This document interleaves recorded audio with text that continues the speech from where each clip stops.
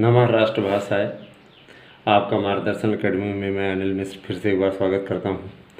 आप अगर हमारे इस YouTube चैनल पर अभी भी आए हैं तो सबसे पहले इसे लाइक करें, शेयर करें, सब्सक्राइब करें और अधिक से अधिक मित्रों तक पहुंचाने का प्रयास करें जिससे उनका उचित मार्गदर्शन हो सके।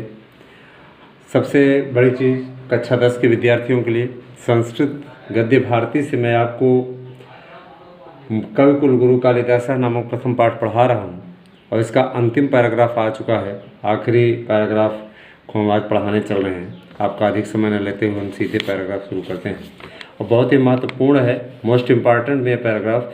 रघुवंशे कालिदासः रघुवंशिनाम चित्रणम तथा करोति। रघुवंश में इस बार आ सकता है पैराग्राफ। रघुवंश में कालिदास ने रघुवंशिनाम रघुवंशियों का चित्रणम वर्णन तथा करोति इस प्रकार से किया है, यथा माने जैसा भारतीय जनजीवन, जैसा या जिससे भारतीय जनजीवन है, भारतीय जनजीवन का स्यादोत्तार्थ दर्शनम के उदात्त दर्शन का सम्यक माने अच्छी तरह से दिग्दर्शनम भवेत दर्शन हो सके, दिग्दर्शन भवेत दर्शन हो सके। रघुकुल के राजानः माने राजा लोग, प्रजा क्षेमाय माने प्रजा के क्षेमाय माने कल्याण के लिए, बलिमाहरण माने कर लेते थे, बलि माने कर लेते थे, इसको इंग्लिश में टैक्स बोलते हैं। मित संयत भाषणस्ते, मित माने थोड़ा, संयत माने संयमित, भाषणस्ते माने बोलने वाले थे। वे थोड़ा बोलने वाले थे, ते माने वे थोड़ा और संयमित बोलने वाले थे। और सदा सत्यनिष्ठा आसन, और सदैव सत्य पर निष्ठ रहते तथा सत्य ही बोलते थे, आसन में थे। यशस का मस्ते, यश की कामना के लिए, यश को पाने के लिए, तदर्थम वे प्राणानपि प्राणों को भी, त्यक्तुम त्यागने के लिए, सदैवोद्यता सदैव तैयार रहते अभुन में थे। केवलम संत्यर्थे केवल संतान पाने के लिए, केवल संतान पाने के लिए, ते गृह मेधुनो बभू वह गृहस्थ आश्रम में प्रवेश करते थे, अर्थात विवाह वो संतान प्राप्ति के लिए ही करते थे। गृहस्थ आश्रम में वे संतान प्राप्ति के लिए ही जाते थे। शैशवे विद्यार्जनम, बचपन में बाल्यावस्था में विद्या का अर्जन, यौवने रंजनम युवावस्था में मनोरंजन विवाह इत्यादि करके जीवन यापन करना, वार्धक्य और वृद्धावस्था में मुक्त्यर्थम मुक्ति के लिए, मुनिवदाचरणम मुनियों के समान आचरण, तेसाम व्रतमासीत उनका व्रत था।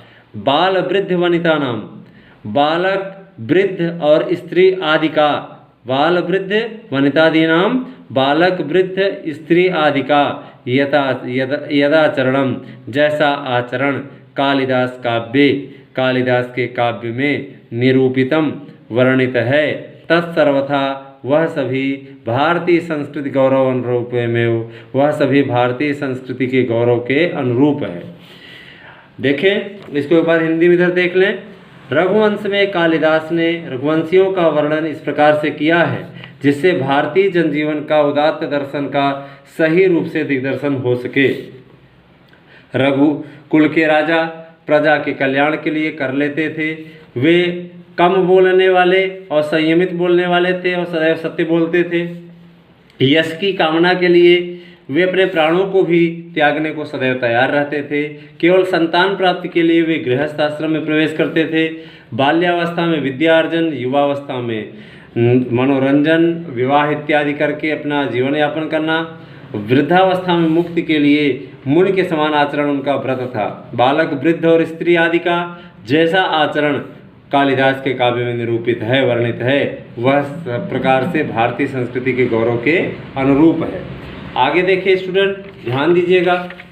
आगे देखिए, आहिमवतः सिंधुवेलाम यावत विकीर्णा, आहिमवतः माने हिमालय से लेकर के, सिंधुवेलाम यावत सिंधुवेला तक, विकीर्णा फैली हुई, गौरव भारत गौरव गाथा, भारत के सम्मान की गाथा कालिदास ने स्वकृति से निबद्धा, अपनी कृतियों में निबद्धा माने लिखी है। रघुवंश में रघुवंश में, मेघे, मेघदूत में, कुमार संभवे, कुमार संभव में, सब इनके ग्रंथों के नाम हैं। च भारत देशस्य, भारत देश के विविध भूभागा नाम, विभिन्न भूभागों का, गिरिकानन आदि नाम, पर्वत पहाड़ इत्यादि का यादृक् स्वाभाविकम, जैसा स्वाभाविक मनोहारी चित्रण लभ्यते, और मनोहारी चित्रण वर्णन मिलता है। ध्यान दीजिएगा, स्वचक्षुषा, वैसा अपने आँखों से अनवलोक्य बिना देखे, तद संभव नास्ति, वैसा संभव नहीं है। जैसा वर्णन वो करते हैं बिना आँखों से देखे हुए संभव नहीं है, लेकिन वर्णन से वो वैसा कर देते हैं जैसे मानो हम अपने आँखों से देख रहे हैं। तथा विधम, इस प्रकार से, तस्य, उनके, देश प्रेम, तस्य काव्योत्कर्षम, उनके काव्य के उत्कर्ष में, उनकी काव्य की वृद्धि में, समुद्रणयति, काव्य के उत्कर्ष को और मजबूत करता है, समुद्रणय में मजबूत करता है। संतु हैं तत्रानल्पाः संस्कृत कवयः, वहाँ पे तत्र माने वहाँ पर, अनल्पाः माने थोड़े से, संस्कृत कवयः माने संस्कृत कवि, किंतु कस्यापि, किंतु कोई भी, कालिदासेन साम्यम नास्ति, कालिदास के समान नहीं है। साधुक्तम, सच ही कहा है, सत्य ही कहा है। कालिदासास्य अनुरागिणा, कालिदास से प्रेम करने वाले किसी व्यक्ति ने, कि पुरा कवि नाम गणना प्रसंगे, प्राचीन काल में कवियों की गिनती के प्रसंग में, पुरा कवि नाम, प्राचीन काल में कवियों की गिनती के प्रसंग में, कनिष्ठिकाधिष्ठित कालिदास, कनिष्ठिका अर्थात अनामिका नामक अंगुली के स्थान पर आकर के स्थित हो गए कालिदास माने कालिदास, अद्याप माने आज भी, ततुल्य कवेर, उनके समान कवि न होने के कारण, अनामिका, वह अनामिका नाम होता है कनिष्ठिका अंगुली का, सार्थवती भू, सार्थक हो गई, सार्थवती भू, अपने नाम को सार्थक करने वाली हो गई। एक बार हिंदी में इसको देखें, हिमालय से लेकर के सिंधु तक फैली हुई भारत की गौरव की गाथा का कालिदास ने अपनी कृतियों में लिखा है। रघुवंश में, मेघदूत में, कुमार संभव में भारत देश के विविध भूभागों, पर्वत, जंगल आदि का जैसा स्वाभाविक मनोहर चित्रण मिलता है, वह बिना अपने आँखों से देखे संभव नहीं है। इस प्रकार से उनका देश प्रेम उनके काव्य को और मजबूत करता है। किंतु यहाँ पर थोड़े संस्कृत कवि हैं, किंतु कोई भी कालिदास के समान नहीं है। सही ही कहा है उनसे, कालिदास से प्रेम करने वाले किसी व्यक्ति ने, कि प्राचीन काल में कवियों की गिनती के प्रसंग में कनिष्ठिका नामक अंगुली के स्थान पर आकर के कालिदास विराजमान हो गए, स्थित हो गए।